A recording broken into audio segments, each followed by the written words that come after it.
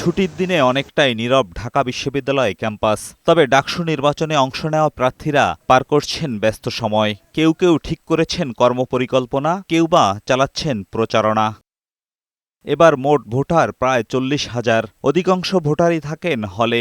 ভোটাররা বলছেন, ক্যাম্পাসে শিক্ষার্থীর নিরাপত্তা ও শিক্ষা পরিবেশের উন্নয়নে কাজ করবে এমন প্রতিনিধি বেছে নেবেন তারা।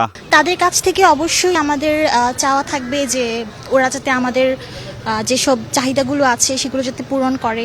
গণরুম গেস্ট রুমের সংস্কৃতি যেটা যেন আর কখনোই ফিরে না আসে, এটাই হচ্ছে আমাদের প্রথম চাওয়া। শুক্রবার মধুর ক্যান্টিনের সামনে গণমাধ্যমের সাথে কথা বলেন প্রতিরোধ পরিষদের ব্যানারে ডাকসু নির্বাচনে অংশ নেওয়া জিএস প্রার্থী মেঘমল্লার বসু ও বাংলাদেশ ছাত্র অধিকার পরিষদের ভিপি প্রার্থী বিন ইয়ামিন মোল্লা। তাদের অভিযোগ, ডাকসু নির্বাচনে সুনির্দিষ্ট এজেন্ডা বাস্তবায়নে কাজ করছে বিশ্ববিদ্যালয় প্রশাসন। এখানে ভোটার টার্নআউট লো রেখে নির্দিষ্ট কিছু গোষ্ঠীকে জিতায় নিয়ে আসার চেষ্টা হচ্ছে, তাহলে আমরা এই নির্বাচনে অংশ থাকবো না।